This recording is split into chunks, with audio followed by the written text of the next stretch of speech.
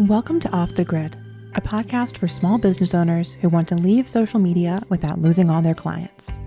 I'm Amelia Ruby, writer, speaker, and founder of Softer Sounds podcast studio. On this show, I share stories, strategies, and experiments for growing your business with radical generosity and energetic sovereignty. Download your free Leaving Social Media toolkit at softersounds.studio/buyig and join us as we do it all off the grid.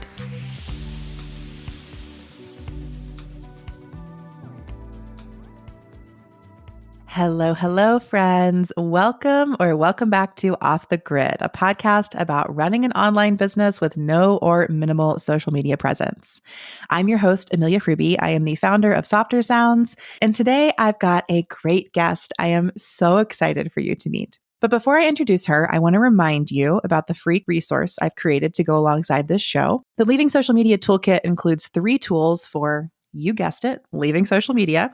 Inside, you'll find my 5-step plan for leaving any social media platform, my list of 100 ways to share your work off social media, and a super useful database for organizing creative marketing experiments. It's a great resource. It's been downloaded by I think over 1,000 people at this point, and it is totally free. Just head to softersounds.studio/buyig, that's BYEIG, to download it today. It is all linked into the show notes, so go grab it, my friends. Let's get on to today's episode. So today on the podcast, I've got Natalie Ross with me to talk about pivoting your business away from social media. Natalie is the co-founder of EarthSpeak, which is a gorgeous podcast and membership collective she created with Shauna Kaysen. Together, they grew EarthSpeak to over 6 figures in annual revenue and millions of podcast downloads. And then Natalie decided to pivot her business focus. Now she helps magical and intuitive business owners craft compelling offers that convey the value of their work while growing confidence to put themselves out there. She blends her background in soil science, journalism, entrepreneurship, clairvoyance, and trauma healing to help her clients create offers that are unlike anything out there. When she's not working, she's probably on the beach with her husband, hiking in the redwoods, or hanging out with rescue bunnies at the shelter, potentially the cutest activity of all time. Natalie's on the podcast today because she sent me this really great email with the subject, "Fuck that shit. My life is not fuel for an algorithm or filling Zuck's pockets." So I am really excited for everywhere this conversation is about to take us. Hi, Natalie. Thanks so much for joining me today. Hi, Amelia. I love that you shared that. When I got the email, I was like, hell yeah, we're going in. And it was great. More people should send emails like that.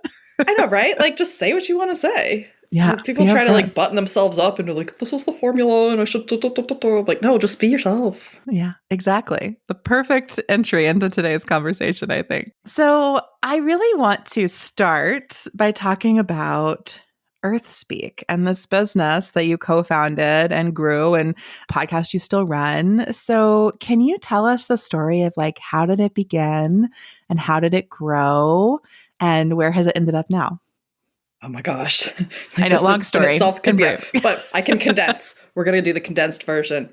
So I was in a soil science master's degree program, doing a lot of research on like driving on the road, I was on the farms, extracting gas from the soils to measure nitrous oxide emissions, which are a greenhouse gas, and So I was like hardcore into just doing science, a lot of alone time, a lot of time just out there in the field, in the lab, in the car, whatever, and listening to podcasts all the time. And this is back in like early mid 2000s. And I guess that was like 2013, but I started listening to podcasts way before then.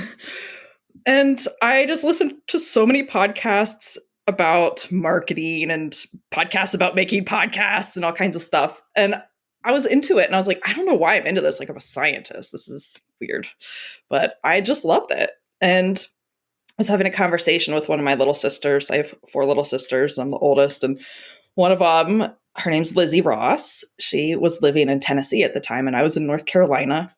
And we were having a conversation on the phone one summer day about how we felt like there was more to nature than just things. Like, we felt intimately connected with nature. And we had both had really psychic and intuitive experiences in our lives. And we'd kind of dabbled and explored that, but we hadn't even talked about it that much with each other, much less other people.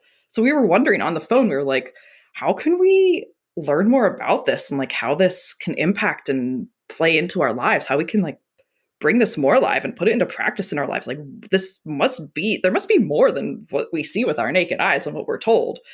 And back in the day, it was before there were like thousands and thousands of podcasts about nature and intuition. And so there was like 3 podcasts that I listened to, which kind of were adjacent. They weren't even it. And after we had this conversation, I was like, why don't we start a podcast? And we started the podcast that we wanted to hear. We wanted to talk to people. We wanted to ask people questions about their lives. Like, I wanted to know real things about their lives and their weird, energetic, subtle experiences and their intuition and their connection with nature and their journeys through the dark night of the soul. I wanted to know it all.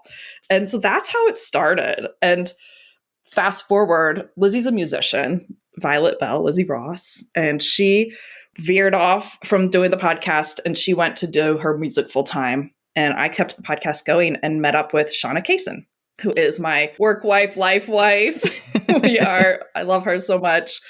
And we had this vision together. We're like, I actually had put out a call. I was like, I'm looking for a show notes writer. And she applied. I was like, okay, this person is like not the show notes writer, but she's something. And so we talked and we just haven't stopped talking since. And we had this vision. We're like, we want to create, I was out there podcasting and it's just this one-way broadcast. And I love hanging out with people. Like my favorite moments are being on the call with someone talking or going on a walk with someone. Like I like the actual act of engaging and connecting and being in that moment. And this one-way broadcast, still felt so alone and isolated. I'm like, there's so much more connection that we can cultivate. And we both had this vision for creating a space where people like us could come together and learn and share and grow and practice our weird earth-based spirituality and practice things like clairvoyant readings and learn about healing in non-dogmatic ways and all of this. So we created it. And we changed. My podcast used to be called Dream Freedom Beauty. And we changed the name to Earth Speak, brought her on as an owner, got all legal about it and everything, and created this membership. And we actually beta tested our membership for almost a year before we really launched it.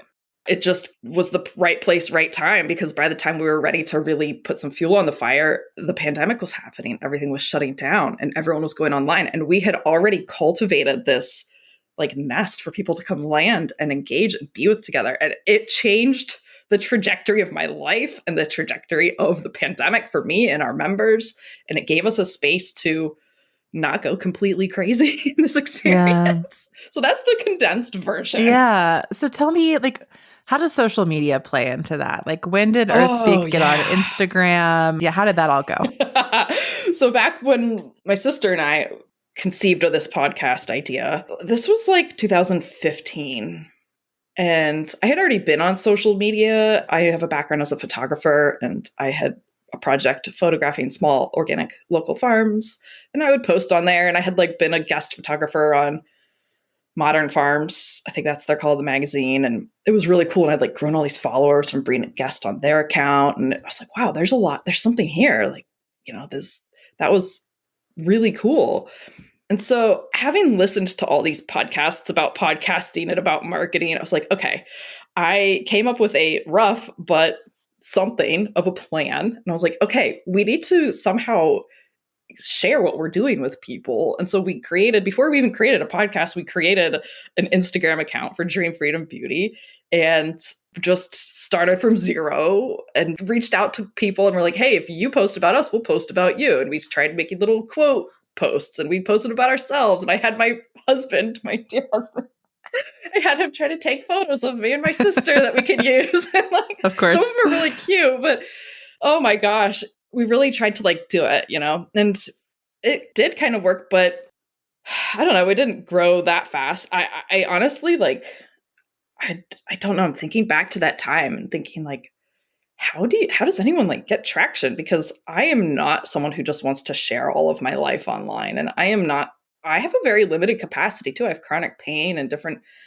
mental illnesses and things that really limit my ability to like show up and be present and be consistent and all these things. But we kept doing it. And because of the guests we brought on, we kept getting exposed to other people's audiences. And then they came over and listened to us and followed our social media and joined our email list. And we just kind of kept growing like that. And eventually, like, we got to the 10,000 mark or something. I was like, whoa, this is cool. What are we going to do now? I'm like, I don't know this. I haven't thought about my early days of social media in so long. Yeah, I know. I mean, what I'm hearing you say is a trajectory I'm somewhat familiar with through podcasting and, being on a millennial on Instagram, which is it was both like a lot of work and also you were somewhat an early adopter, at least in the podcasting area that you're in. And that allowed you to get bigger guests who at the time were not guests on a lot of podcasts. So then they actually shared your interviews that you did, and then that would bring more people to your platform. And eventually it grew. I think now you have something like 35,000 followers. So when did it move from being just like, we're a podcast with, an Instagram following? Your sister left, you meet Shauna, you kind of decide like, okay, now we're a podcast with an Instagram following and we're going to start this membership collective. Tell us a little more about like how it became a business and the business ecosystem piece. And then what role was social media playing? And like, was it growing your audience? Was it bringing new people your way? Like, how were you thinking of it then? Media was central.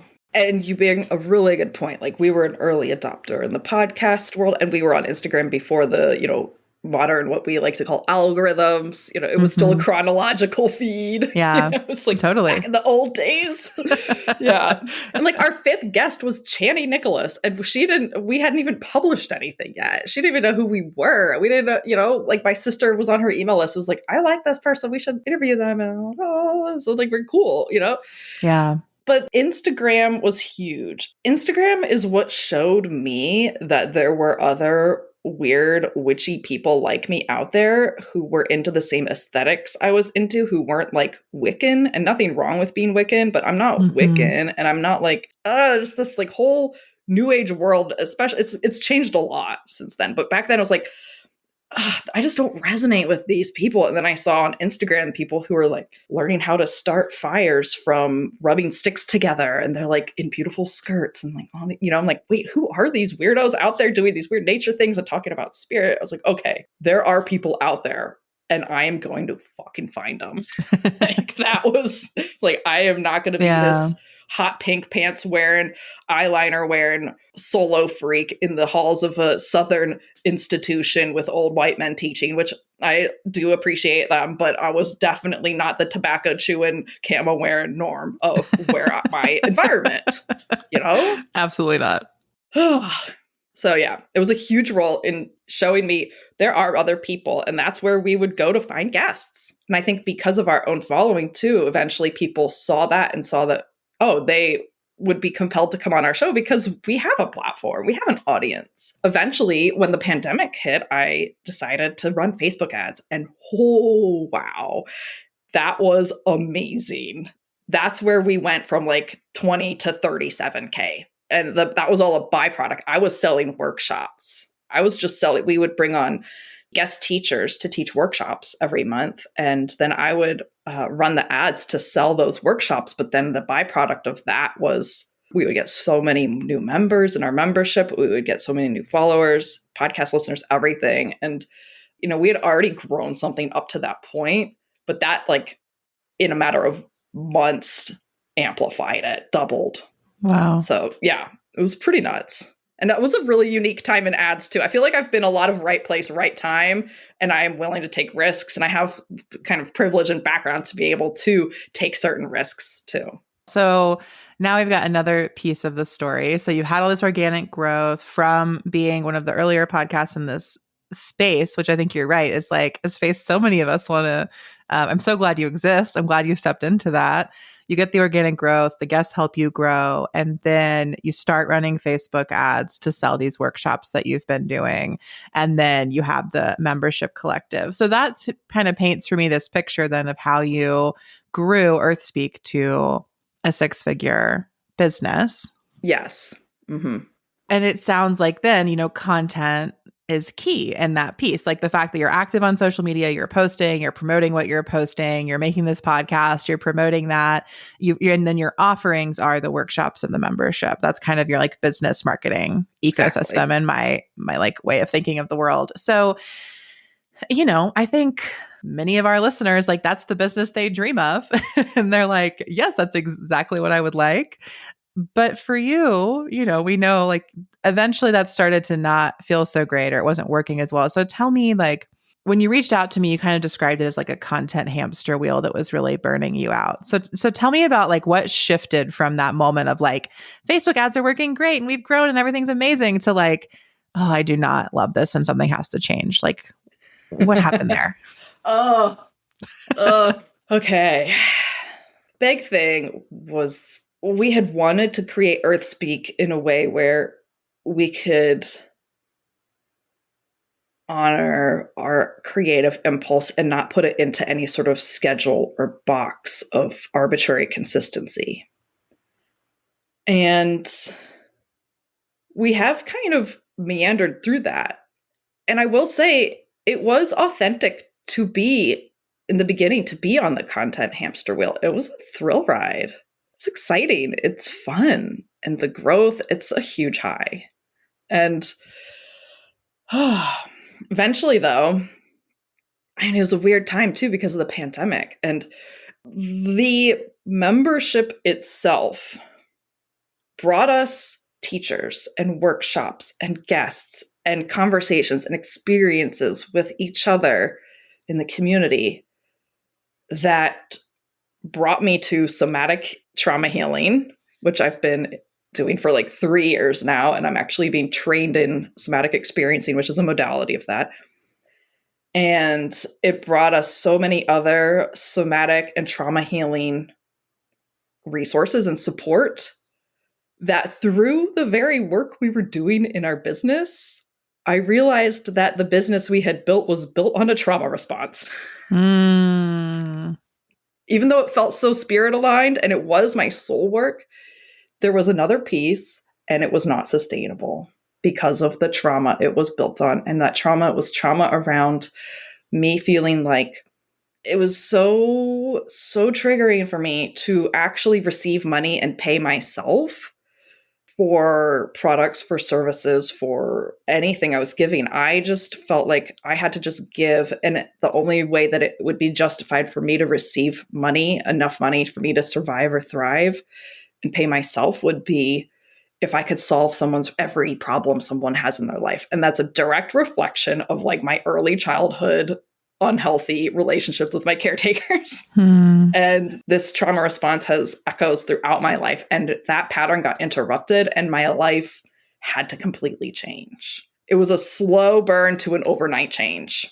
I mean, first of all, thank you for sharing. I feel like it's obviously such a personal experience, but I also feel like so many people listening, it will start to unpack for them, slash myself included, slash all of us, like how we build our businesses from our own experiences. And often that means that our trauma is embedded within them. And that means that we're building our livelihood on these foundations that can be inherently triggering for us or inherently challenging for us, or that we have to heal if we want to keep building on them, or that we have to like have our, tower moment and totally deconstruct if we want to build something else that could actually be a new foundation for us. So I'm wondering, how does like the content creation play into that for you? Like I hear you on the sort of trauma response of like not being able to accept money. Maybe like, can you just talk a little bit more about like how content was a piece of that? Yes. Yeah, I'd love to hear. In realizing that this business was built on a trauma response, it's like a can't unsee. Once you see, you can't unsee. And then you see it everywhere. Oh, I am trying to do something impossible in my exchange, in my financial transactions with my customers. I'm trying to do something impossible in terms of, my trauma had me believing that I had to solve all their problems in order for it to be okay for me to actually receive money and be nourished from them. And that's impossible. It's just, I can't solve all their problems, and it's not reasonable, nor is that a healthy relationship or expectation to put on someone. And I saw this same dynamic happening with Instagram, and I was like, oh, we're all posting. And instead of actually seeking connection, we are trying to appease, people please, fawn to this invisible algorithm with its invisible rules that are always changing and that we can never win. This is an impossible target to hit. And when we do hit it, it feels so good that we feel justified in trying to hit it again, but then we feel devastated when we don't. And for me, for someone who doesn't have a history of trauma, it might feel completely different. But for me, like, my relationship with social media is a toxic relationship. It feels like a toxic relationship with a manipulative, narcissistic, abusive person. I don't want to play this game anymore. It was like, I love having conversations with people. I love connecting with people, but I cannot keep doing this and chasing this invisible goalpost. Yeah, that really resonates with so much that I've shared on this show and that people have come on and shared too, of just like this toxic relationship we get in with these platforms and their algorithms and our desires for, the success that they promise and their withholding of that success. Yeah. And even when we get that success, then we're just supposed to desire more, like that sort of sense of there's never enough. There's no such thing as enough on social media. In that moment, you saw it, you can't unsee it, slow burn to like an overnight decision. So what happened next? You have this realization. You're like, I can't keep growing Earth Speak through social media. It's not going to work. I have to figure out how to receive money so I can support myself. So where do you go from that eyes open realization? Yeah, and I will say it was from that realization to actually being able to do something different was many months and many painful months of uncertainty, unknowing, grief, defeat, confusion. It was hard. And I had a breakthrough moment where something came through to me that it was like it had been there all along, but I hadn't been able to receive it or see it or follow that thread until this moment. And it came from actually being in a couples therapy session with my husband. And we were talking about, gosh, I don't even remember. It's been a while now, and I don't even remember what we were talking about. But the end result was that through our conversation, I felt seen and supported in one of my core wounds by my husband in a way that I had never felt in my entire life by anyone before. And it shifted something in me. I say it reached that critical mass of safety where all this time I had been acting in a trauma response and feeling, like my survival instincts were really threatened, and I was always on guard and on watch, and I couldn't just settle into the moment, the present moment, and engage with what was in front of me. And through this session and his support, something shifted, something clicked. And I remember what it was. We were talking about how I felt like if I earned money, it wouldn't even be mine to do what I wanted with anyway. So why bother? And he was like, no, your money can be your money. We don't have to do what I want to do with it. We can do what you want to do with it. And I was like, ugh. Like, it changed everything for me. And it wasn't the content of what he said. I mean, it was in a way, but it was also the way I was being met and received with my unique set of wounding and trauma and disempowerment, and feeling seen and supported and safe and nurtured for the first time. It was like, this was like the final pin that tumbled this tower. It was the tower had been crumbling, but it was like, okay, the tower is now completely crumbled and I can rebuild. And it was so psychedelic because within a week or two, I was doing a new business and I had clients and I hadn't even advertised it. I was like, what is happening? And I am very mystical. And I do feel like my own journey of going from being in a threat response to finding safety does track with, when I do find that place of safety within, then I can see and receive the opportunities outside of me. And they came. It was so cool. So I got an email from someone who had been a advertiser on the Earthspeak podcast, and they were like, I really loved working with you when we did the advertising, like just my consultations with them during the advertising, they learned so much just for me getting, helping them put together their ad. They're like, can you help me with my business? And I was like, yes, I can. And so I crafted an offer and they were like, this is great. And then another person wanted advertising with Earthspeak, but I could see in their content that they were just not connecting the dots from content to sales. Like they had all these amazing products for sale. They had all this amazing knowledge. And they just assumed that if they talked about this knowledge, people would buy their products. I'm like, whoa, whoa, whoa. We got to there's a few tweaks that if you do this in your approach, you're going to get way more value than being an advertiser. And they were like, oh my God, this is literally the answer to my prayers. Okay. And then I had an idea. I had one person I had worked with before and I reached out to her. I was like, hey, I think I'm going to get back into this work. Do you want to do this? And I made her an offer and she was like, hell yes. And so then I was like fully booked. I had reached my income goal. I was like, what's happening? This is freaking nuts. And it was more alive and energized. And it was all just through direct connection, of course, byproducts of having been on social media, having been and built this whole thing with Earthspeak. But still, it was like my direct emails with people. I didn't even post about it. It was completely underground for like a year before I even was like, hey, yo, people will do this thing. Yeah. Well, I love everything. I mean, I love everything you're sharing. Thanks. I think there's so much to the ways that our like healing journeys can be reflected in our outer world.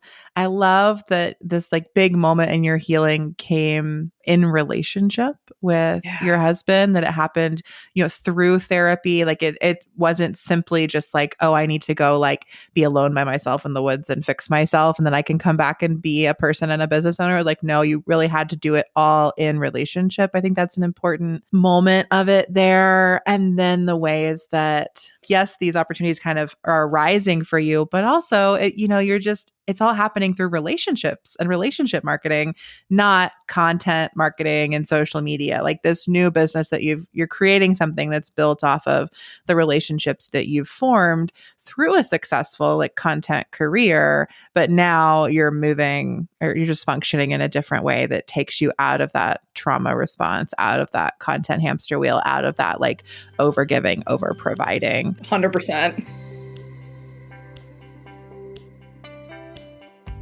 Hi, Off the Grid listeners. Amelia here, interrupting our conversation today because I want to share with you one of my favorite marketing tools. When I left Instagram, I invited all of my followers to subscribe to my mailing list in order to keep in touch with me. And I promised to send them monthly-ish notes on a lot of the themes I used to talk about on social media. I've used many email service providers in my day, but my favorite of all of them is Flowdesk. Flowdesk is a gorgeous, easy-to-use email service provider. It helps you create beautiful, thoughtful emails, and even better, it's really set up to help you create easy-to-use landing pages so people can join your list, and workflows so you can automate sending messages to folks who sign up through different pages. Flowdesk is how I run all of the welcome sequences and lead magnets at Softer Sounds. It's also how I run the Leaving Social Media Toolkit that you might have downloaded after listening to this podcast. I'm surely not sending those emails out myself manually. Flowdesk is doing all of that auto-magically. If you'd like to give Flowdesk a try, please use my affiliate link below in the show notes. You'll get a discount, I'll get a kickback, and we will all send more beautiful emails together. Again, check out the affiliate link in the show notes. For now, we're going to get back to this episode of Off the Grid. Your business ecosystem now, like what's up at Earthspeak? And you just gave us some examples of things you've worked on with people, but tell us more what your personal marketing business is like now too, so folks can hear about it. I have messenger pigeons and crows, and I send them out every day at crow o'clock. I just squawk, and they go squawking across the world, and the right people come back. It's great. Obviously. No, but really, oh my gosh. It is all through relationship. With Earthspeak, Shauna and I decided to not try to make it our livelihood. We still have a membership, and we shifted it to be within our capacity as we focus on other things. And She is now a floral designer in West Palm Beach, Florida, in the super like ritzy shop. She's a freaking amazing floral designer. And I shifted into my coaching business and we put Earthspeak on hiatus where we needed to go into the like chrysalis mode of melting into mush again and just see what does this business, what does this thing we've created and co-created with each other and with our community and with spirit and nature, what does it want to become? Because that's how we started it in the first place too, which I didn't mention is Shauna and I would both get together on Zoom and tap into connecting with the spirit of Earthspeak itself. And there was this whole like Earthspeak Spirit Council of these like nature beings and things that we felt connected to. And we would speak with that to inform what to do in our business and ask for support. And we would speak to our community and ask them what do they want and what do they want to create. And we've been in relationship with our business and with each other and with our community. Yeah. And so we went back into mush mode, chrysalis. We had to compost what we had created and give it time to break down. And only now are we starting to, the food scraps are turning into really nice, rich compost. And we're starting to peek our heads out from hiatus. Sean and I have been talking this whole time, still connecting, still engaging in our relationship. And we have monthly calls with our community, but we stopped doing the workshops and stuff and scaled back the investment of the membership. And we are now emerging. We're letting ourselves follow the energy of what wants to be created. And I love that we're no longer putting pressure on Earthspeak to be our livelihood, because then it can be more of this space that we co-create and play and explore. I mean, it also just strikes me as really brave. That's not necessarily a word you've used, but I just find like pausing, stepping back, and deciding to compost something you've built to be a really brave moment. And I really appreciate you sharing it and like sharing this story with us of realizing that like this, you again, like you have built this membership that's like supporting, both of you, and it's become this thing that's much bigger than yourselves. And then you pause and you say, this actually isn't benefiting ourselves anymore. It's not working. It's built on this trauma response that I need to heal, and to be able to then, instead of just like grinding it out and forcing it to make even more money, do even more for you, dissociating even further from your creative impulse, you really were able to like be in conversation with yourself and each other. It also didn't mean you shut it all down, right? Like you didn't have a sort of like avoidant, you didn't have a separate trauma response of like, oh, it's not working, let me just like burn panic. It to the ground. Exactly. Burn it to the ground, or like totally ghost it, or like you were able to. I did ghost it a little bit. Well, that's fine. I mean, we didn't do this perfectly. We did I will say, in the kind of death throes where we realized we had to compost it, we did have parts where we did try to push, and we did try to be like, can we make this work? Can we fix this? Can we make it work? And it was through kind of burning out all of our fuel that we came to the burnout, but that was the breakthrough. And it sucked. Yeah. But it was what needed to happen. No, I really appreciate that. You sharing that too. It's like, it's not that we had this perfect method for composting a project. Very messy. Compost is always messy, it's kind of gross. Like, that's the point of it, right? Exactly. It's exactly the point. Okay. So you're doing that with Earthspeak as you're growing your marketing business. So tell us what you're up to in your work now, and also how folks can connect with you if they want to be part of that side of your work. It's funny because I've been in another mush stage with it now that I've been doing it for a year and a half. But basically, I help energy-led entrepreneurs take that expansiveness of their intangible gifts and translate them into a tangible form of an offer that they feel confident and comfortable putting out there in the world. And I help them process, compost, and everything, those reactions that make it feel so scary to put themselves out there. And I help them compost those ideas that they think that they have to be on social media, or they have to do this thing, or they have to do that thing. And instead, those are all coming from threat responses, which could be rooted in trauma. And instead, I help them come into the present moment of what wants to emerge from them, and where is the connection already flowing, and how do they tend that and amplify that, and what's really authentic and in their capacity, and feels safe enough for them to say yes to and to invite people into this kind of experience with them. Because I think there's so many, even, people who are really talented practitioners and healers and service providers still have a hard time explaining what they do in a way that honors the energy and aliveness of it, instead of just, and they think they have to put themselves into this formula of, here's this format it has to take and what I have to say. And like, yeah, there are structures and frameworks and strategies and I love all those things, but I love them in service of connection, not let's force ourselves into these boxes and then we have to check the box and put ourselves on Instagram and put ourselves on here and do this and that. It's like, no, what's actually alive for you, and do that. Yeah. Whoa, totally different. Yeah. I mean, I love that so much. It really aligns with what I'm always saying on Off the Grid, which is like, you have to market your business, but you have full authority and agency in how you do that. And I'm always reminding people, like, you don't get to opt out of marketing entirely if you want to like make money, but you don't have to do any particular thing. I love your thread of following what's alive. I also really love, just to highlight something, like the focus on trauma repair in your work, because something I see often working with clients, we can come up with the smartest, best, most effective offering that everybody wants to buy from them.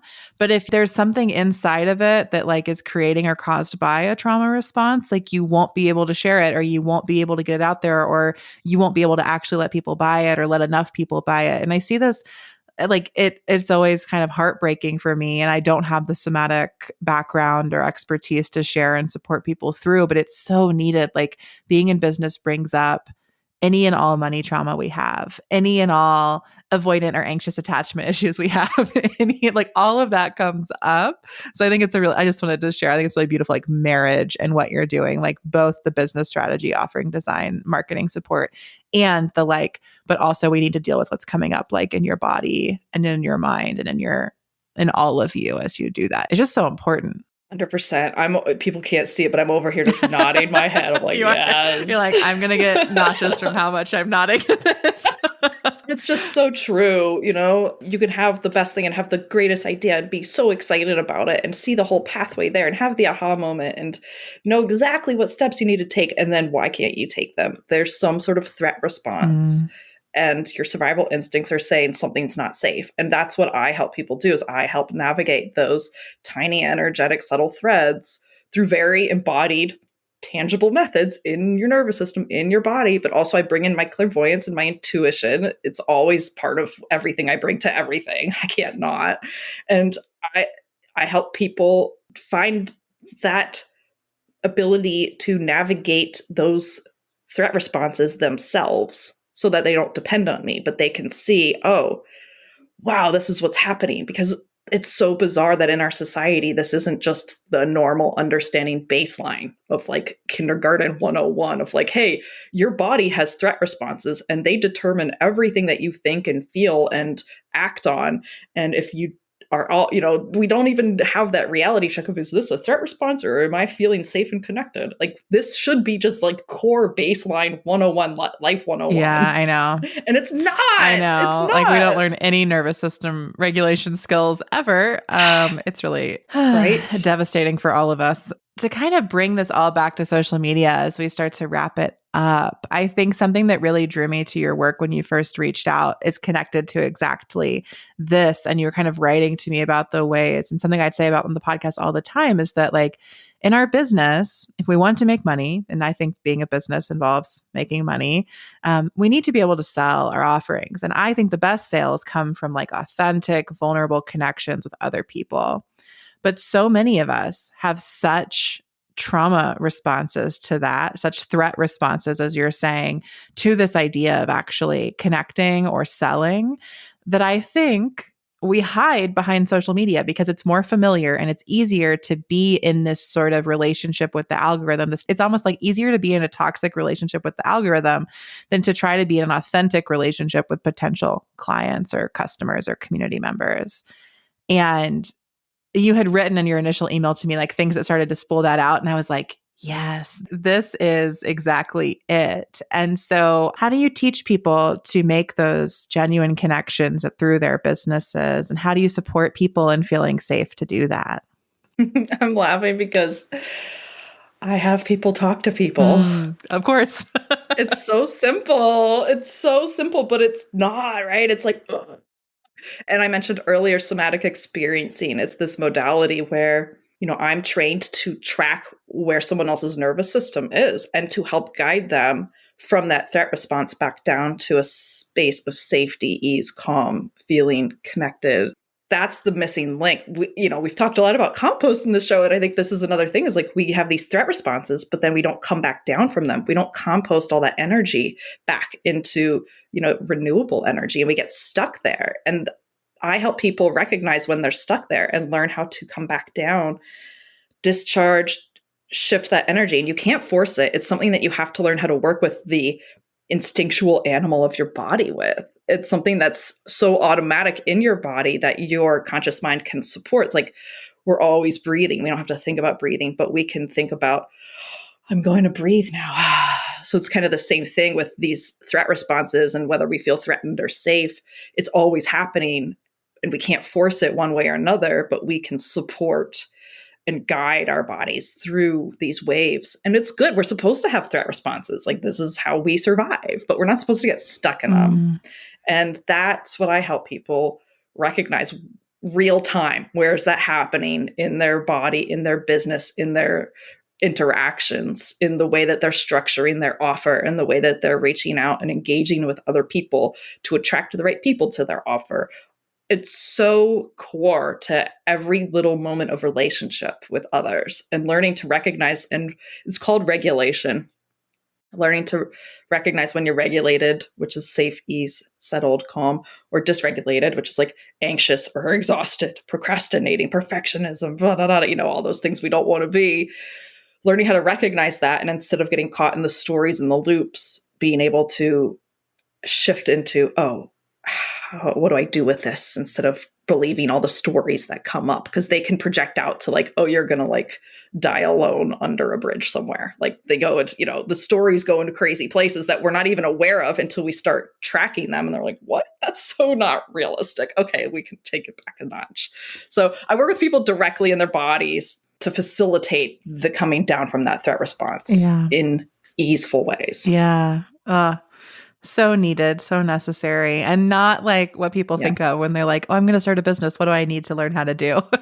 And it's so necessary. A friend of mine who I was on a call with earlier this year, she was launching a membership, and she was asking me like, what do you think like the most important things I should be doing when I'm launching? And I'm like, the most important thing you need to do is learn how to regulate your nervous system, because memberships, especially, it's like a lot of people that you're now in relationship with. It's going to bring up everything you feel like you owe them. People are going to leave. You're going to have to be okay with that. People are going to have conflict. You're going to have to figure out like how to be okay with that, how to regulate yourself. And so I do think for all of us in business, it's such an important skill. I mean, for all of us in life, but I think again, in this conversation, we're talking about business, the ways that connecting our financial livelihood to our creative livelihood, to our day-to-day work, like it gets so entangled, and it's just, that has to be a piece of the conversation. So thank you so much for bringing all of that here and sharing with us and telling your story. And where can folks find you if they want to stay in touch with you and your work in the future? Well, in true form, my online presence is kind of janky. Like I am on social media, but not, my business does not rely on it. Mm-hmm. And it's just like I post pictures of otters I saw in the Monterey Bay or something, like. So that's at natalie.alexander.ross.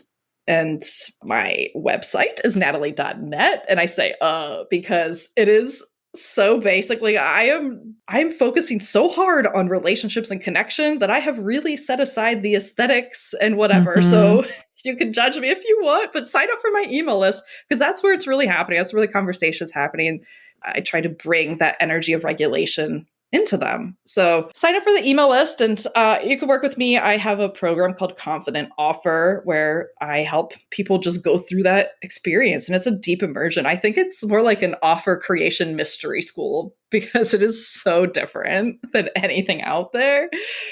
But that, I'll be launching that again sometime soon. So get on my email list there. I don't even have a sales page. I literally just sold my first pancake test on a Google Doc, and it was great. And I love my people, and we're having the best time. And their minds are blown and they're actually talking to people and coming up with crazy, amazing offers and doing it. I love and it. So that'll be happening again. And we'll be firing up some more ArtSpeak podcasts.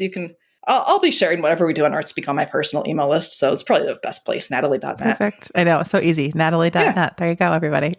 Well, thank you so much, Natalie. Thank you so much, listeners, for being here. Head to the show notes for all of the links. And until next time, we will see you off the grid. Thanks, Amelia. Thanks, listeners. It's been a real honor.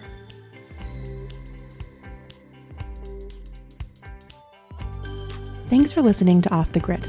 Find links and resources in the show notes, and don't forget to grab your free Leaving Social Media Toolkit at softersounds.studio/byeig. That's softersounds.studio/byeig. This podcast is a Softer Sounds production. Our music is by Purple Planet, and our logo is by Natalie Studios. If you'd like to make a podcast of your own, we'd love to help. Find more about our services at softersounds.studio. Until next time, we'll see you off the grid.